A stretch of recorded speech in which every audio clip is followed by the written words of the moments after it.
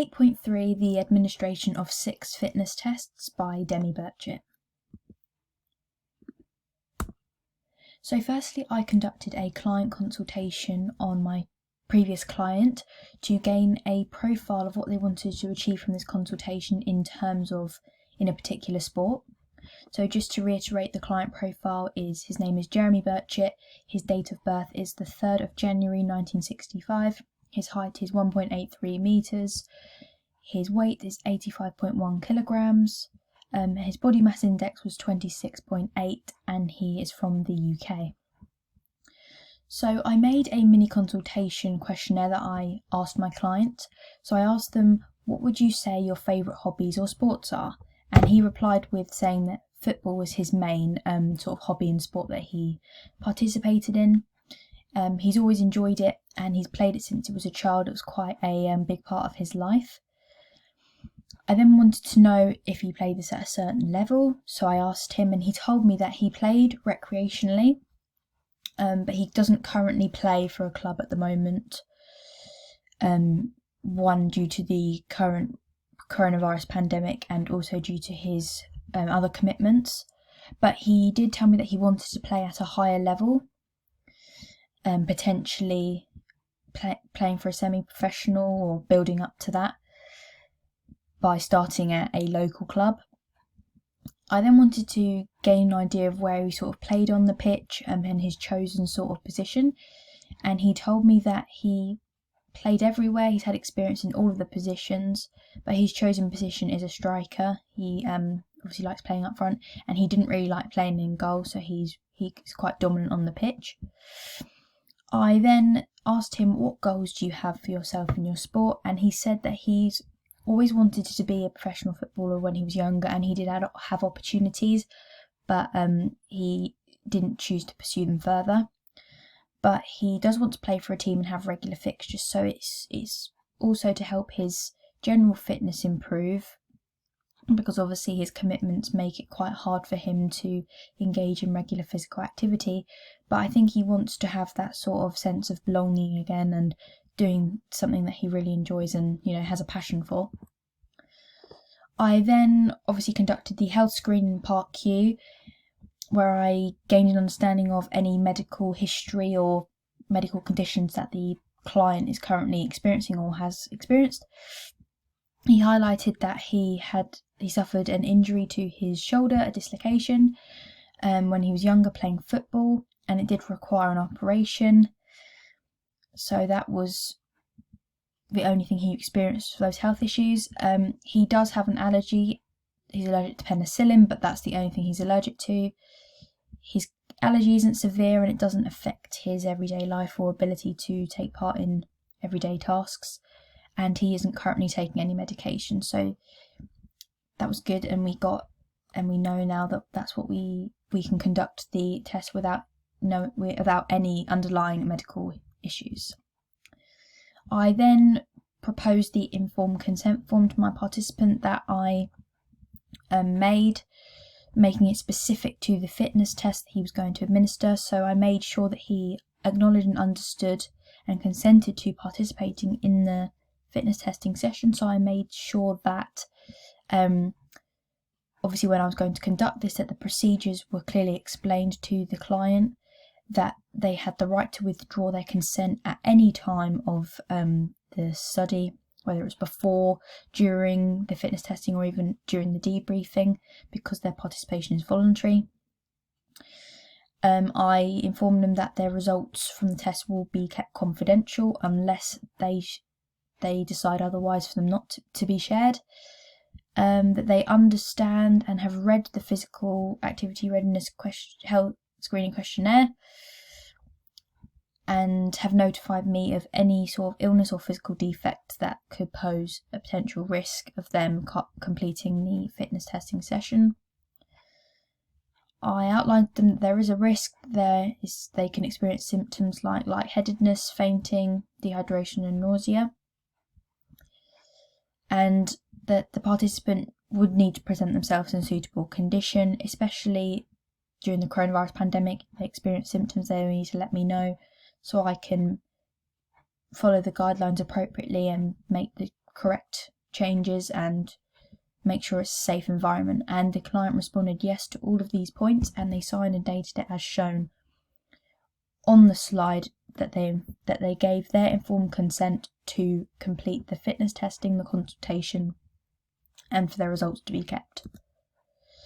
Before conducting the test, it was really important that I conducted a risk assessment record of the activities and the potential hazards that could occur from these.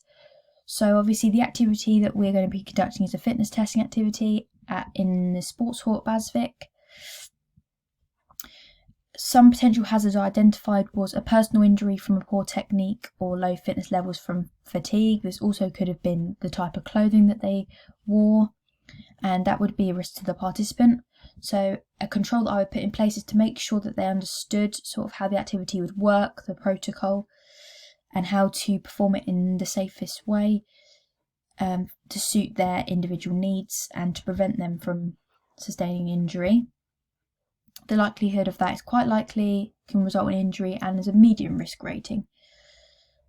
I said to make sure the client has performed an adequate warm-up and cool down at the start and end of the session to reduce the risk of injury even more in terms of the actions necessary. And I did these with the similar hazards, potential slipping hazards from bodily fluids, spillages or slippery outdoor surfaces.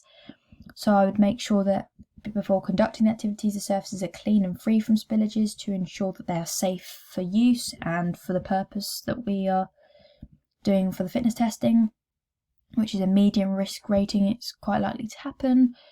And the actions I would take would be to make sure they're cleared up immediately if it occurs during the test or before the next test, and if need be, move the fitness testing to a more safer area that doesn't pose the same threat. Potential hazard of tripping on uneven surfaces. So I would, before designing the course, which I did, I conducted a thorough examination of the area to make sure that it was suitable for the activity, free from debris like twigs and stones that they could potentially trip on, but even uneven pavement as well, and to monitor that through the test as well to make sure that the participant is adhering to the sort of markers that are set out so they know which areas are safe to go and which areas aren't the most safe. One of the main hazards obviously at the moment is the spreading of COVID-19 and outside and inside testing, which is relevant to both myself as the assessor and the participant.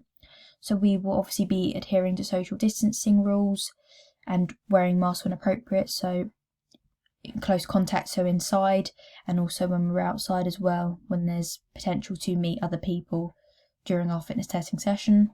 And this is obviously quite a high risk rating and a high likely outcome of the transmission, so we need to, obviously this is quite a significant hazard. And the actions necessary would be, if either of us experiences symptoms, we should immediately self-isolate and follow the guidelines, so then as myself as the assessor can take the right precautions to lead the session or postpone it until obviously it's safe to do so. Another hazard could be a student with existing medical condition injury, so this is why I got my client to fill in the PAR-Q form about their medical history beforehand, so, and I can review that, so if there's any change in their medical condition I can understand where this will affect their participation in the fitness testing, but also so that I'm aware that there is a potential that some of the symptoms could affect them and their health by choosing different fitness tests if that's more appropriate. And some other hazards could be symptoms like dizziness, hyperventilation, nausea and exhaustion. So I'm going to make sure that the participant has an adequate water supply at all times and make sure that they take frequent rest breaks between the fitness testing sessions, or just generally whenever they feel like they need to, as obviously the participant's health is the main priority. And as the assessor, I will be asking the participant frequently throughout the session if they need breaks, checking their water supply and the temperature of the environment of the participant themselves and the surroundings, But we are going to try and combat this by making sure that the participant is wearing appropriate clothing, so it would only sort of be the temperature of the environment that would have an impact. So the main thing is to try and keep the conditions as constant as possible. So this is the risk assessment of all the potential hazards and how I would deal with them if they were to occur. Before conducting the test, it was also important that I understood the reasons to defer or terminate testing. And as shown on the screen here is to list a few. So a reason to terminate the testing of the session would be a request made by the client. So if the client perhaps wasn't feeling well, or they feel like they couldn't conduct the test because they were experiencing too high level of symptoms, then obviously I would terminate the testing, because the participant has to be protected from harm at all times. And obviously if they're requesting that they are struggling to do it, that's a reason to stop the activity straight away. Issues with the methodology and the equipment. So if there's an issue with the test or how it's been conducted and the equipment. So for some of the tests I had to adapt my equipment due to practicality reasons, and there could be issues with that potentially not working, so I may obviously terminate the testing and maybe restart or then readapt the situation. If the area becomes unsafe or presents potential hazards that are going to put the participants' health at risk or affect the results of the experiment, I would obviously terminate the test. Similarly, if a request made by the client, but if I myself notice that they're showing signs of difficulty, then I obviously would terminate the test to avoid them experiencing symptoms like lightheaded and nausea, which obviously we would definitely have to terminate the test.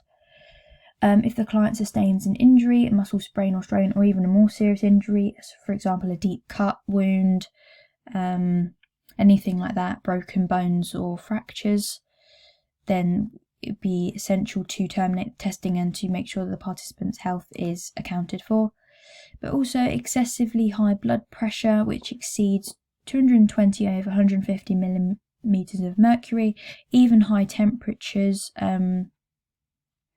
as well, and irregular heartbeats could pose the reason to terminate the testing as well.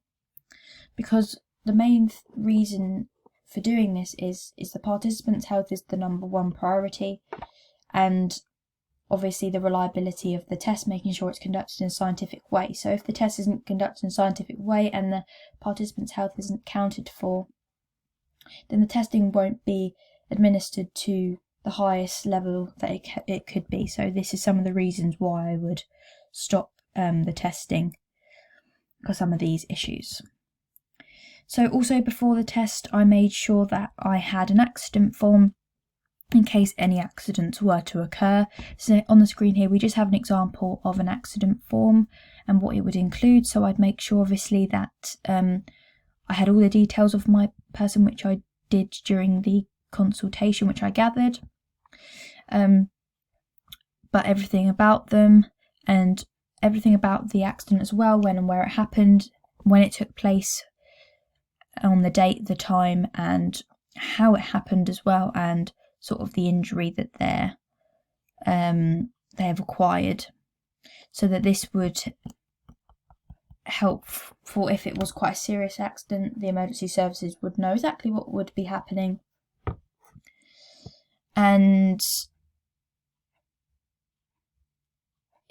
it would just be accounted for, and the accident form would explain everything that would be going on. So it's just sort of to have in case something happens and be aware that this is the right way to go about it.